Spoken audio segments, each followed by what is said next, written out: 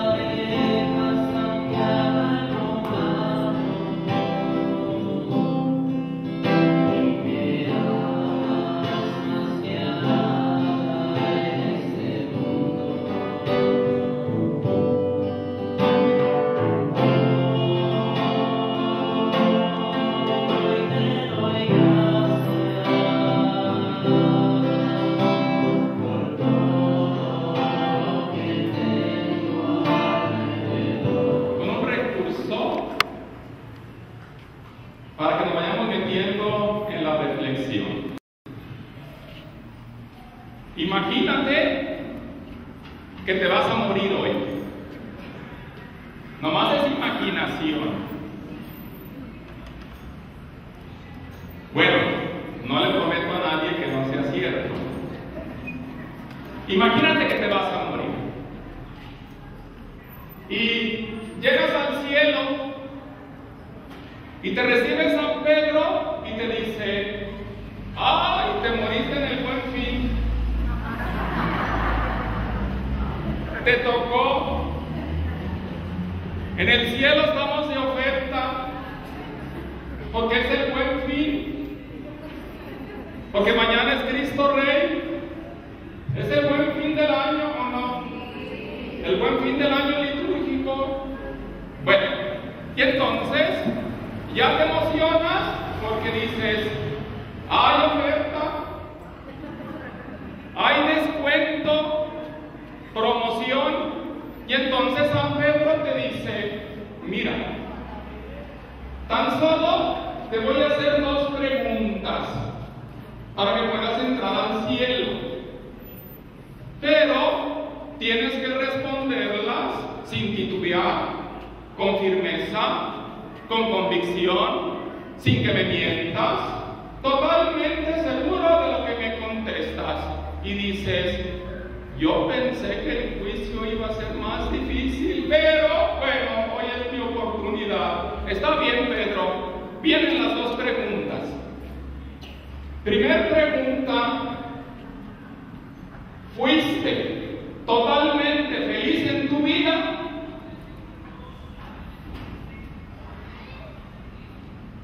Pedro, ¿podemos pasar a la segunda mientras pienso que te respondo? Muy bien, la segunda: ¿hiciste, cuando menos en tu vida, totalmente feliz a una persona?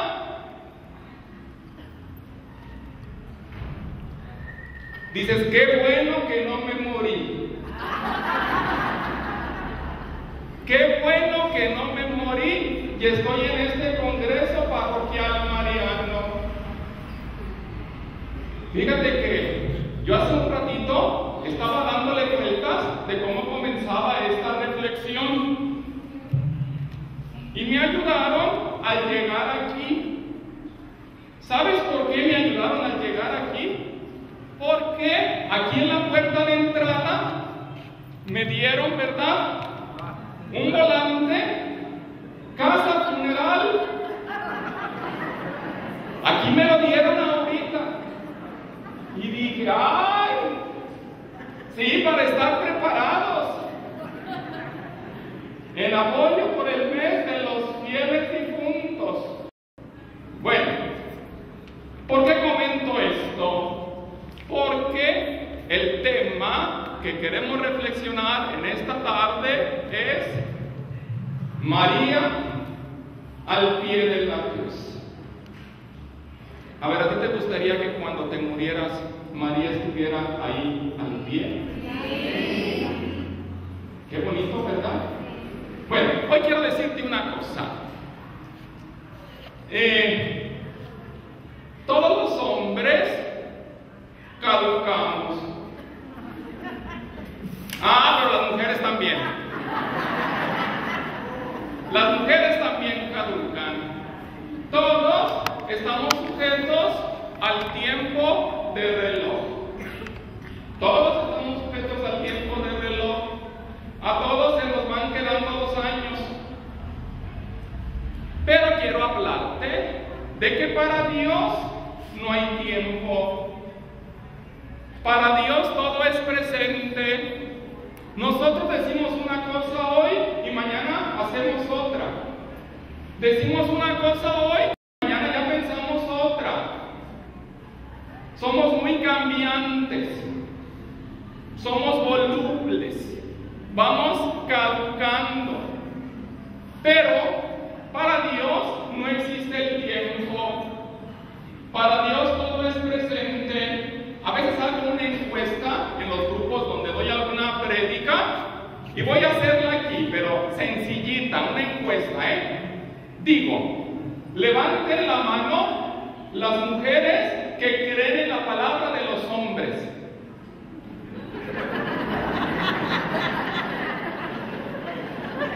Bueno, luego hago una segunda pregunta, y no es venganza, no es réplica, no. La segunda pregunta que hago es, ahora levanten la mano los hombres que creen en la palabra de las mujeres. Ya que la mujer se le dijo, levántala, allá. Y lo que me trae aquí es que no vengo a hablarte de esa palabra de nosotros los hombres. No vengo a hablarte de esa palabra de las mujeres. Vengo a hablarte de la palabra de Dios expresada en lenguaje humano. Vengo a hablarte de la palabra de Dios que ha tomado como vehículo las palabras humanas. Y así, ¿verdad? Sé que lo que aquí dijo es totalmente fiar. Totalmente de fiar lo que voy a decir. Mira, ¿sabes lo que significa creer? Creer es una palabra que desde el hebreo significa me hago fuerte en Dios. Eso significa, cuando yo creo en Dios, me estoy haciendo fuerte, porque sé que su palabra es de fiar. Ya nos decía el Evangelio hace unos días que pasarán el cielo y la tierra, pero ni una de sus palabras dejará de cumplirse. ¿Cómo? Para Dios no hay tiempo. Esto significa que cuando tomamos su palabra, es una palabra en presente. No es una palabra del pasado. Es una palabra del presente. Y si es del presente, significa que Dios te quiere decir algo hoy. Y también es bien cierto que la palabra de Dios, que nunca cambia, que Dios no amanece de mal humor, que Dios no es como nosotros los hombres que nos dormimos de un humor y amanecemos de otro? Entonces, cuando Dios pronuncia su palabra, es totalmente sólida. Puedo abandonarme totalmente en ella. Pero también es cierto que la palabra de Dios, una herramienta para poder acercarnos a ella, es una herramienta, no indispensable, pero ayuda mucho. Una herramienta para acercarnos a los textos sagrados es tener unos lentes hebreos. Tener unos lentes hebreos. Y les voy a decir por qué es necesario tener lentes hebreos. Si tú ves, por ejemplo, la imagen tan bella que Dios nos ha dejado en la tilma de Juan Diego, la imagen de Santa María de Guadalupe, si a ti nunca nadie te ha explicado todos los signos, toda la simbología que está en esa imagen, y entonces llegas a un lugar y ves a esa morenita del Tepeyac y te preguntan, oiga, ¿cómo le parece esta imagen? ¿Y qué dices? ¿Está bonita? Sí, mira, está jovencita. Sí, mira, qué bello atuendo. Mira, tiene unas estrellas. Mira, tiene unos garabatos, ¿verdad? Ahí en la túnica. Mira, está parada ahí sobre la luna para que no se canse. Ah, mira, hay un personaje ahí que no sé quién es, parece un ángel. Pero seguramente, ¿verdad? Acaba de despertar porque tiene los ojos bien abiertos. Y entonces ves aquella imagen y no puedes explicarla. ¿Por qué? Porque tú eres mexicano, de cultura, del siglo XXI, y digo de broma, y de lengua, como dicen en España, de lengua mexicana, pero que a veces ni conocemos nuestra lengua. Bueno,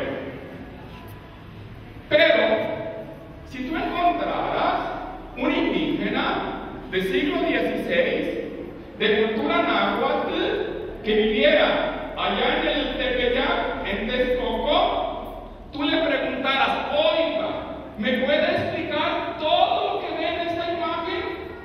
Te haría un libro. Te diría, mira, tiene ahí unas pulseras en las manos que significa que es princesa. Mira, ¿verdad? Tiene una rodilla que está doblada porque está danzando al Dios que lleva en su seno. Mira, en esa imagen vemos, ¿verdad? Y han descubierto últimamente que hasta en la vestimenta hay unos pentagramas que han interpretado la Universidad Sinfónica de Nueva York y de Yucatán en la música celestial que se piensa que escuchó Juan Diego en aquella mañana del sábado 9. Entonces, aquel indígena te comienza a explicar, ¿verdad?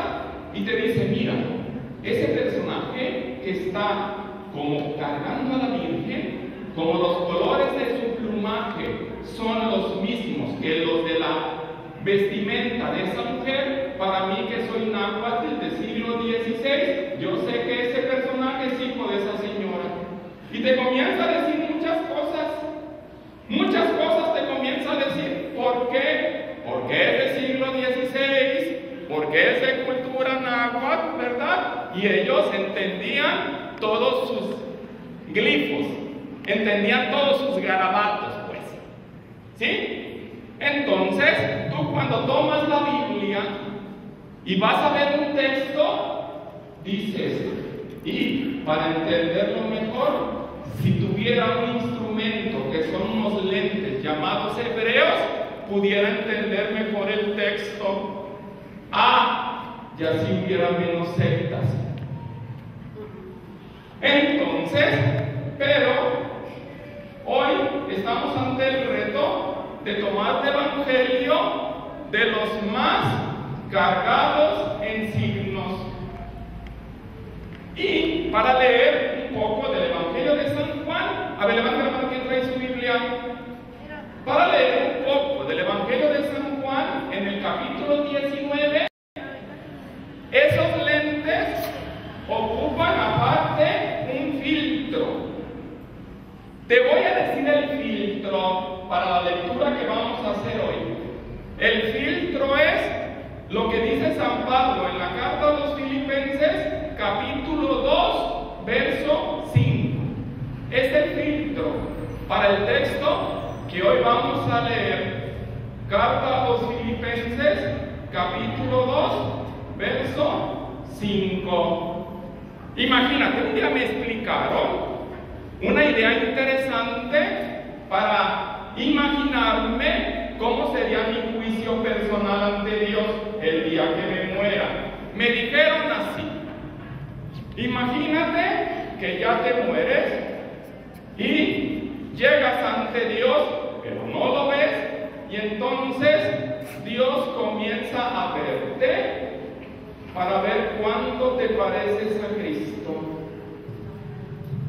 para ver si tienes sus mismos criterios, para ver si tienes sus mismos pensamientos, para ver si tienes sus mismos sentimientos, porque estamos llamados a reproducir la imagen de Jesús en nuestra vida. Entonces, ¿qué dice la carta a los Filipenses capítulo 2, verso 5? Tener los mismos sentimientos que Cristo. Entonces, para hacer un acercamiento al capítulo 19 de San Juan, verso 25 al 27, atentos. La palabra es presente.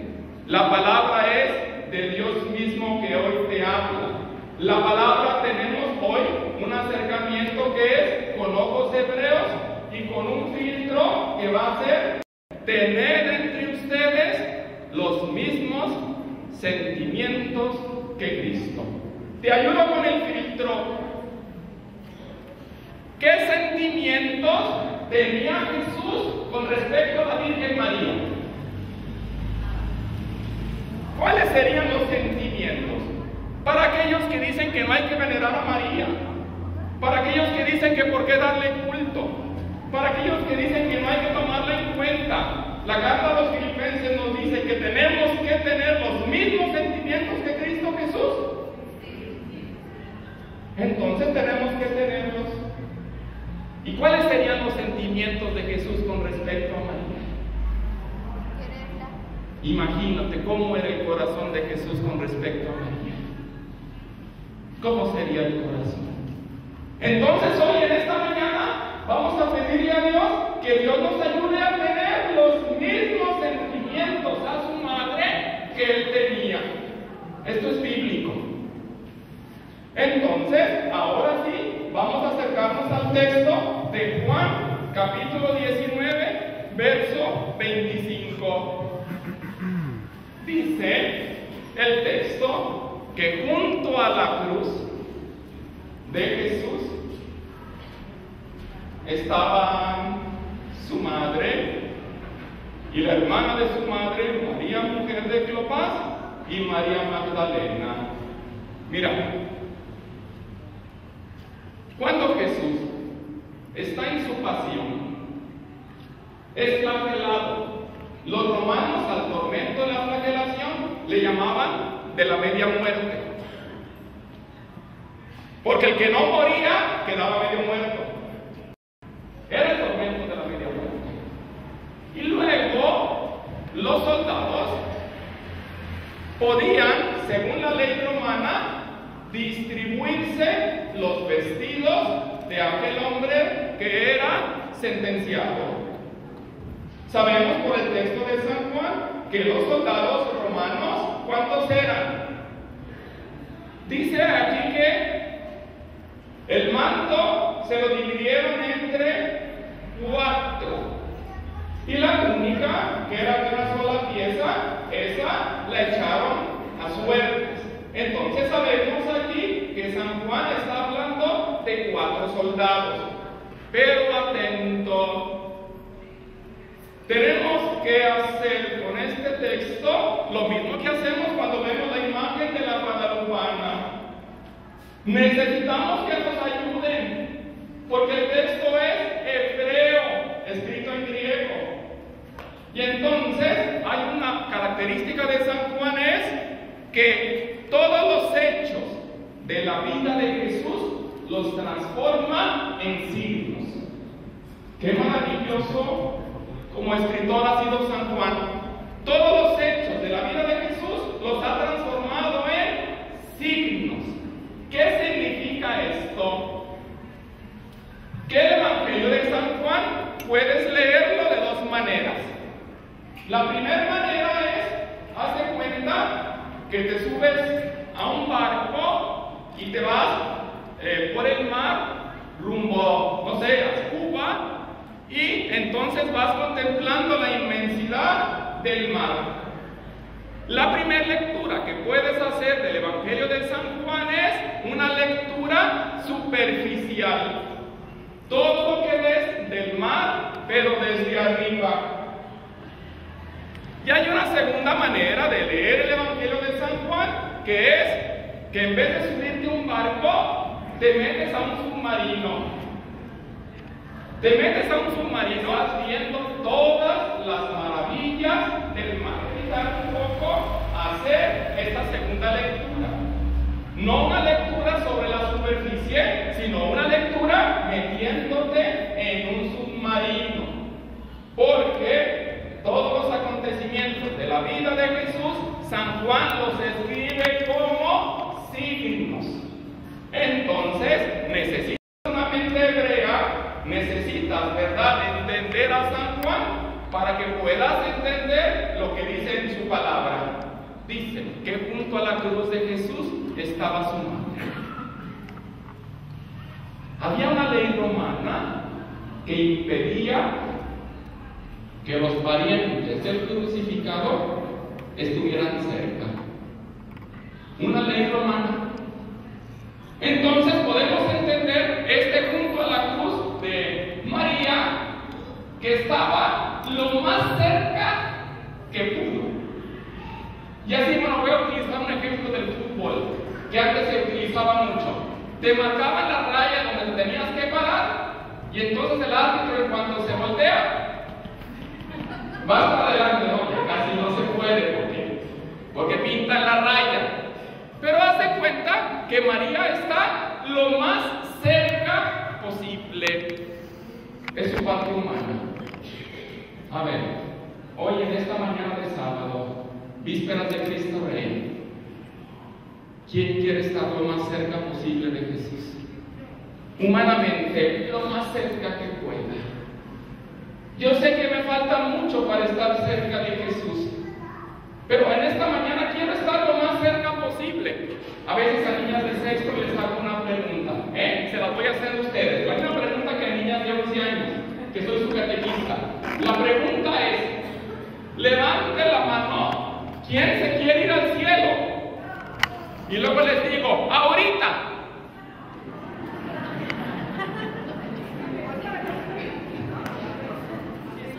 El Buen Fin. Veamos entonces que el texto nos dice que María buscaba acercarse lo más posible. Y estaban ahí con ella otras 3 mujeres. En total son 4. Dicen los que han meditado en este texto que junto a la cruz hay muchas mujeres. Y que más que llamarlas mujeres piadosas al pie de la cruz, debiéramos llamarlas mujeres coraje al pie de la cruz. ¿Por qué? Porque han tenido el atrevimiento, han tenido el valor de estar junto a la cruz en aquel momento que su vida también corre peligro por ser familiares de aquel condenado a muerte. Y ellas tienen valentía. Y los hombres van. Por eso podemos decir, ¿verdad?, de una manera interesante, que quienes decretaron la muerte de Jesús, los hombres o las mujeres. Por primera vez tienen razón las mujeres. Los hombres. Porque ellas no tenían voz. Es más, la única mujer, ¿verdad?, hasta pagana, que aparece en el Evangelio, la esposa de Pilato, le dijo a Pilato que aquel hombre era inocente. ¿Y quiénes son los únicos que han tenido la valentía, el coraje de estar ahí junto a la cruz lo más que se pueda, pese al peligro de vida que cierne sobre ellas, de que las maten? ¿Quiénes son? Las mujeres. Y todavía hay, ¿verdad? Hay más mujeres que hombres, ¿verdad? Bueno, ahí estaban cuatro. Juan aparece después, todavía no lo mencionan. Y luego dice, Jesús viendo a su madre. ¿Quién conoce los ojos de un moribundo? ¿Cómo son? De agonía, de yéndose, dilatado, vidrioso, que ya dices, le veo en la cara la muerte, la despedida, ojos de despedida, que no tuvo, por ejemplo, ahora la oportunidad del macho Camacho de eso, no tuvo la oportunidad, no lo han desconectado porque la mamá está esperando que lleguen los otros 3 hijos que faltan para estar ahí con él. Una situación humana muy dura. Entonces Jesús está moribundo en la cruz y entonces ve a su madre, pero no significa, ay, ya te vi de reojo, no, sino que la ve hasta lo más profundo. ¿Cómo eran los sentimientos de Jesús con respecto a su mamá? Que Dios no los ve. Y dice que junto a ella, al discípulo a quien amaba. Bueno, primero dice, viendo a la madre. A la madre. Eso dice el texto griego. Viendo a la madre. Significa que está viendo a la madre universal. Mira, los que dicen que no puede ser cierto que María sea nuestra mamá, porque ahí en ese texto no lo dice, quiero darte algunas pistas. Primero, los hebreos conocían los conceptos de paternidad espiritual y de maternidad espiritual. Te voy a dar un ejemplo. ¿No decían los hebreos que tenían como padre a Abraham? Entonces, ¿sí conocían el concepto de paternidad espiritual? Sí. Y luego, por ejemplo, en el libro de Jueces, capítulo 5, se dice que la profetisa Débora era madre de todo Israel. Entonces, ¿entendían del pueblo? Sí. Entonces, ¿por qué dicen que aquí en la cruz no puede estar diciéndole Jesús a María que sea nuestra madre? Si todos los judíos entienden el concepto de paternidad espiritual y de maternidad espiritual. Ellos en el Antiguo Testamento tenían a Abraham como modelo de fe, como padre en la fe. Nosotros los cristianos en el Nuevo Testamento tenemos a María como modelo de fe y madre en la fe. No es desconocido. No es desconocido este concepto. Y dice entonces el texto que Jesús viendo a la madre y junto a ella al discípulo a quien amaba, dijo a su madre, mujer. Mira, podían decir los maestros de Israel, o los hombres de Israel, podían decirle el término mujer a cualquier persona menos a su mamá. Por ejemplo, Jesús le dice mujer a la samaritana. Por ejemplo, Jesús le dice mujer a María de Magdala. Pero de que un judío, un maestro de Israel, le dijera a su mamá, mujer, no está atestiguado, no está escrito en ningún libro judío. Entonces, si nosotros vemos que Jesús le está diciendo a su mamá, mujer, dices, ponte los lentes hebreos. Ponte el filtro de Filipenses 2:5, donde dice que tengas los mismos sentimientos que Jesús, que ya llamó a su mamá la madre, y ahora le dice con un término que no era usual entre los hombres para dirigirse a su mamá, Entonces el autor Juan dice, quítate la cultura mexicana, quítate la lengua española y ponte los lentes hebreos de aquel tiempo, y Jesús nos quiere decir algo. Nos quiere decir algo. No es un testamento material, Juan, llévate a María a tu casa. No. Es un testamento espiritual, es un traspaso de propiedad. Es un traspaso de propiedad. Mujer, ahí tienes a tu hijo. ¿Y quién era el hijo de María? Jesús. ¿Y a quién le está diciendo ahí tienes a tu hijo? Dicho en español, le está diciendo, María, ahí tienes a Jesús. Cada vez que lo veas, me estás viendo a mí. Cada vez que lo atiendas, me estás atendiendo a mí. Cada vez que veles en las noches por Él, me estás velando a mí. María, ahí está Jesús. Ahí está Jesús para ti.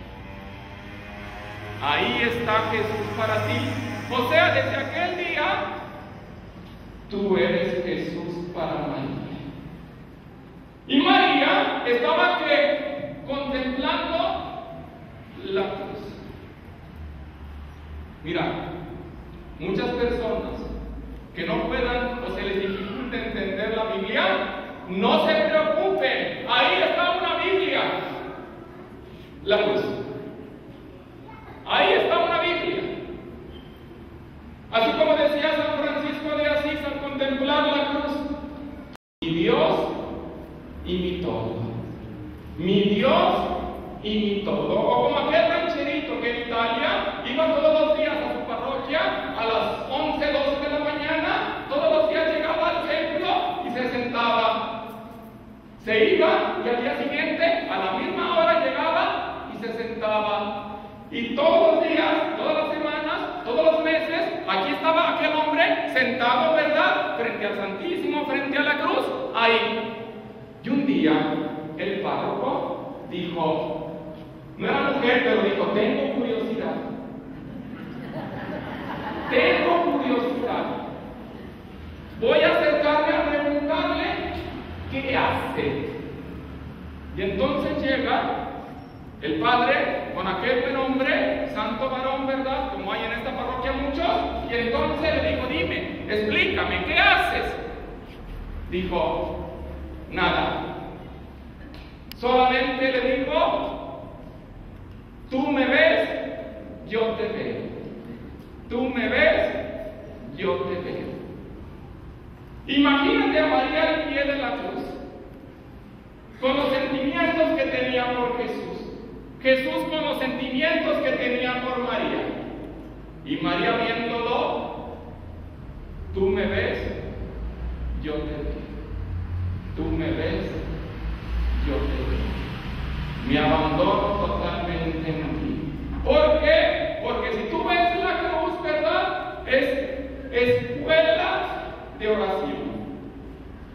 Tú puedes aprender a orar solamente viendo el crucifijo. Solamente viendo el crucifijo puedes aprender a orar. Me acuerdo hace 35 años, cuando una hermana mía fue víctima de un accidente urbano, de un autobús, murió. Tenía 17 años mi hermana, hace 35. Y recuerdo, nunca se me olvidará, cuando yo llegué al cuarto donde estaba mi madre veía la cruz y decía, ahora entiendo lo que sufrió María al verte muerta. Ahora entiendo. Vean, era una oración de mi mamá, porque al ver el crucifijo te invita a orar. Si a lo mejor dices, no, es que la simbología hebrea, no, es que el filtro y que los lentes, no, hay tantas cosas que nos ha dicho aquí Gerardo, hay tan medios complicadas para mí. Bueno, con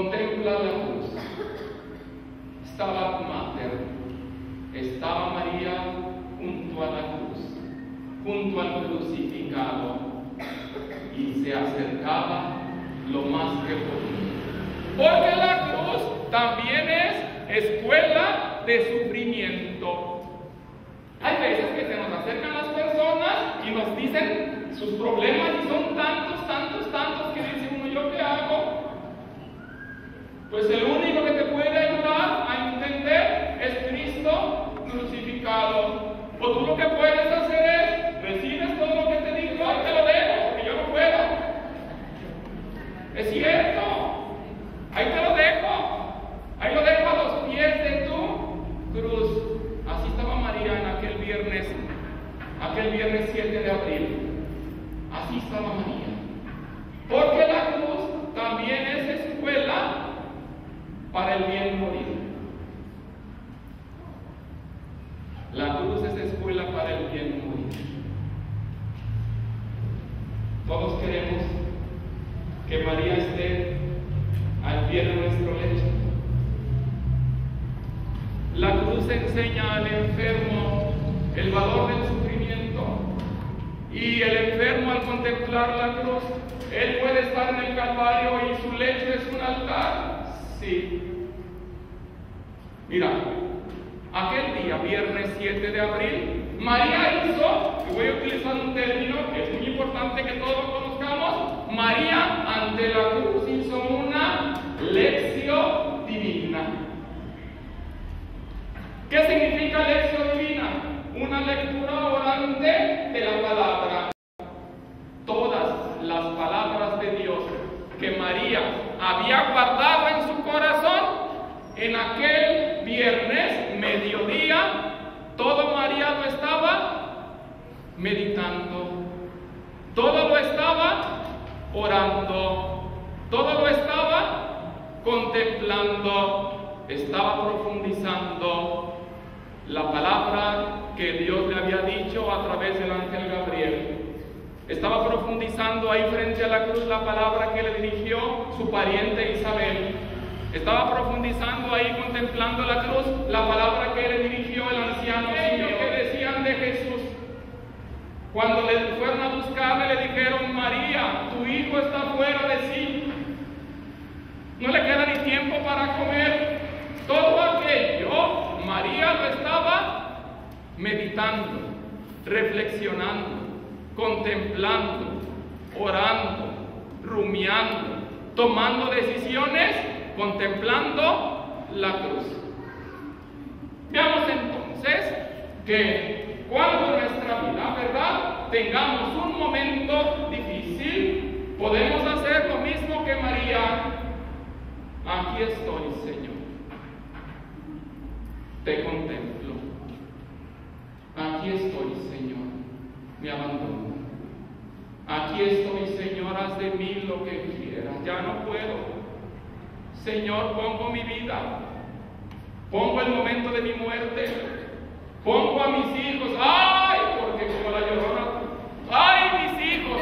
Frente a la cruz, pongo a mis hijos. ¡Ay! Usted no conoce a mi marido. Ponga a tu marido ahí frente a la cruz. Usted no conoce a mi suegra. Ponga a su suegra junto a la cruz. Usted no conoce a mi vecina. Ponga a su vecina junto a la cruz, a los pies de la cruz. Porque ahí en aquel día, y la palabra es presente hoy es presente, Jesús te está viendo y te dice, le dice a María, María, recuerda que ella es Jesús. Recuerda que ella es Jesús. Recuerda que ella es Jesús. María, no se te olvide, ella es Jesús. María, Él es Jesús para ti. Trátalo, edúcalo, cuídalo como me cuidaste.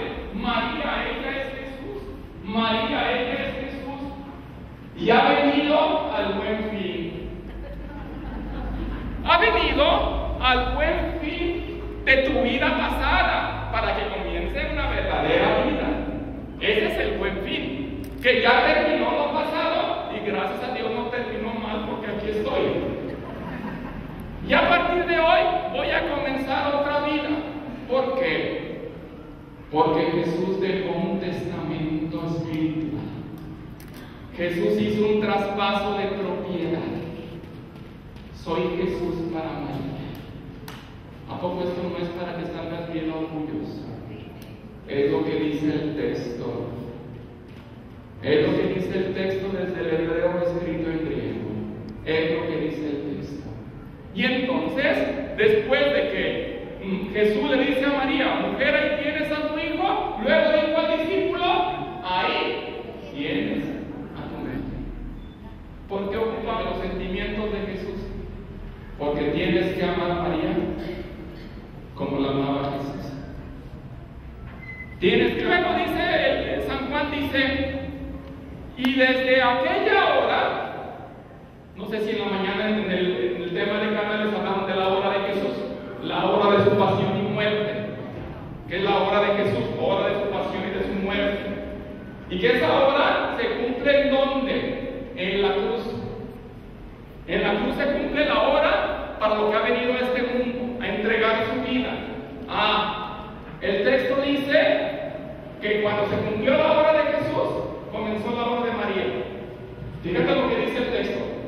Y desde aquella hora, el discípulo la cogió en su casa.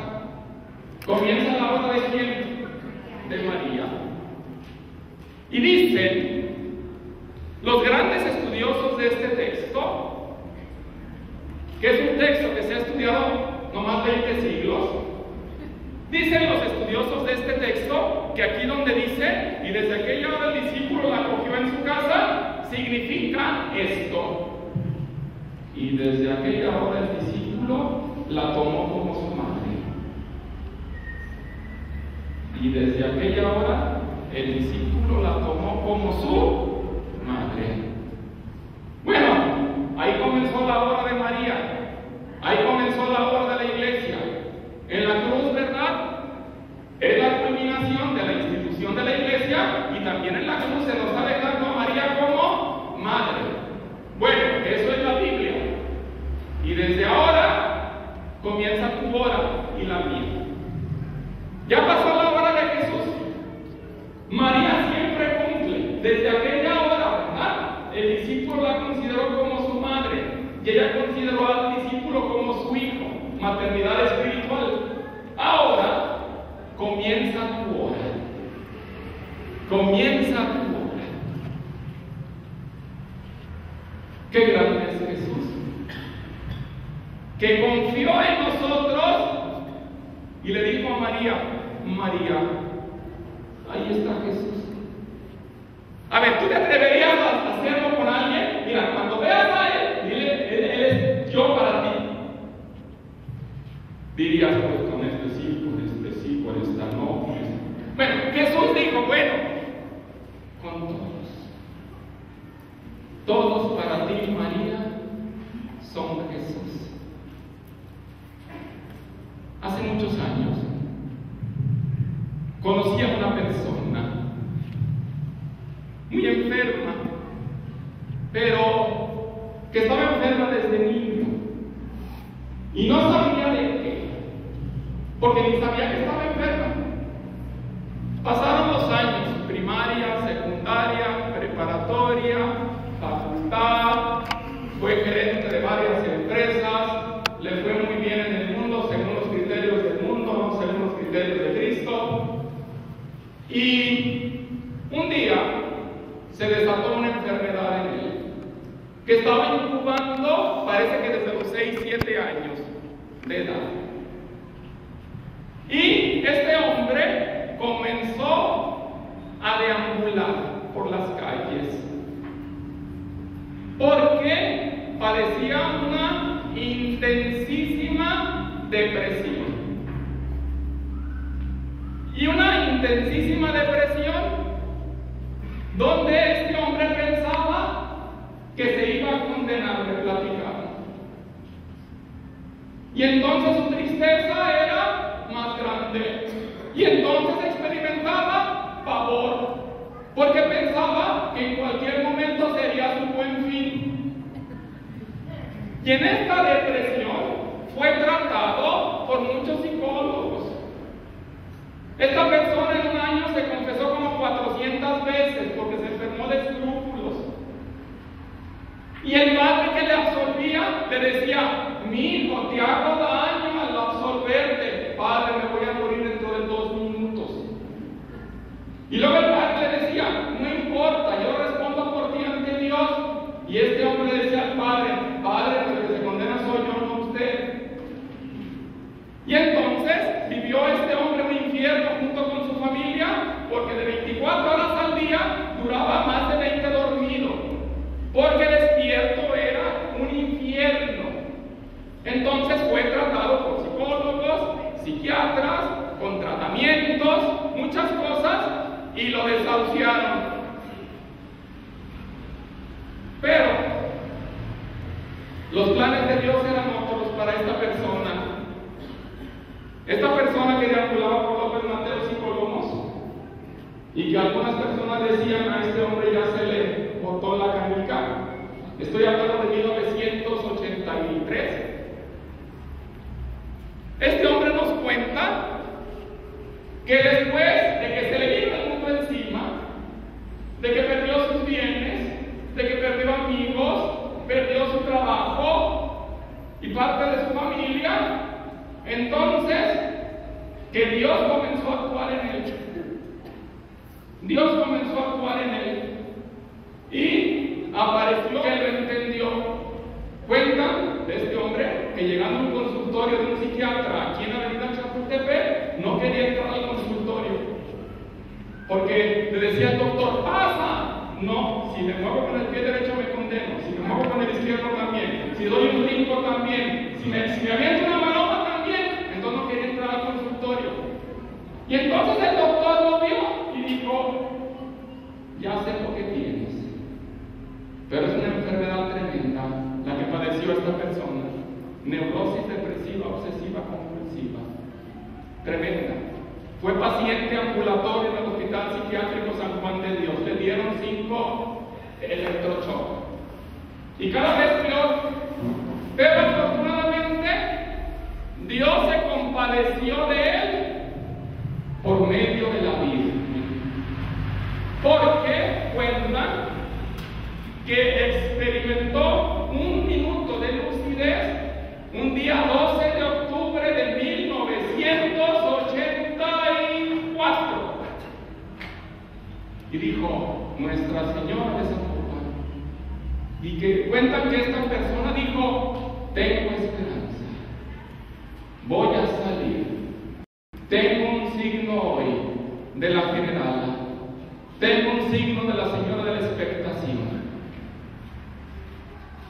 Pues fue desahuciado, querían internarlo de por vida, pero en aquel 1984 comenzó su proceso de recuperación, auspiciado por la Virgen María. Y después me cuentan que a este hombre lo tomó como su mensajero la Virgen de Guadalupe, y que le dijo: tú eres mi hijo digno de confianza. Y comenzó a ser evangelizador, y comenzó a ser predicador para gloria de Dios y de Nuestra Señora María Santísima. Ese soy yo.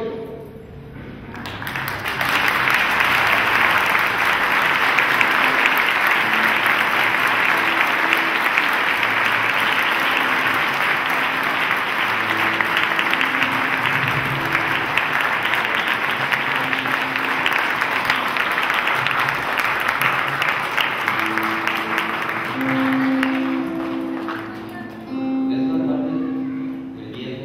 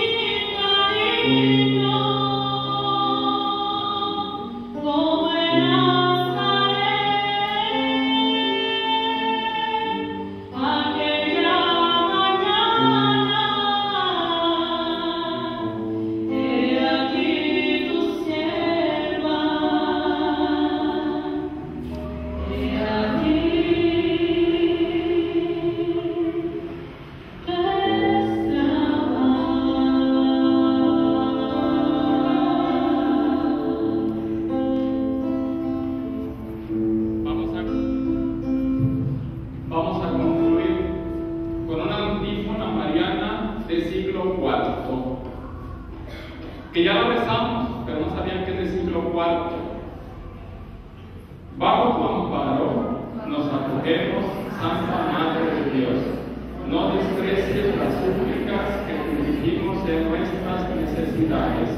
Antes bien, líbranos de todos los peligros, oh Virgen gloriosa y bendita. Ruega por nosotros, Santa Madre de Dios, para que seamos dignos de alcanzar las divinas gracias y promesas de nuestro Señor Jesucristo. Amén. Dios bendiga.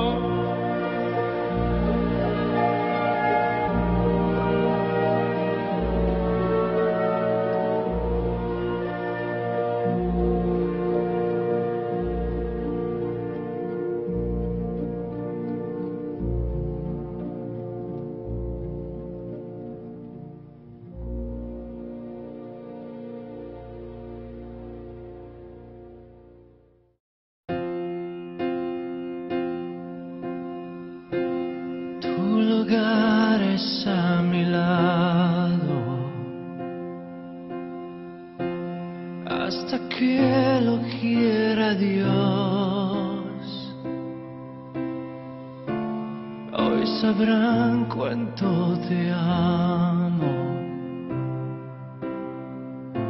cuando por fin seamos dos. Nunca estuve tan seguro de amar así sin condición.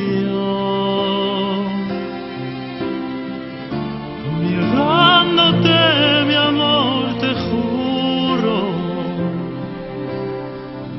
que unir por siempre nuestra unión. Hoy te prometo amor eterno, ser para siempre, tuyo en el bien y en el mal. Hoy te demuestro cuando te quiero, amándote hasta mi final. Lo mejor que me ha pasado fue verte por primera vez y estar así de mano en mano. Es lo que amor siempre soñé.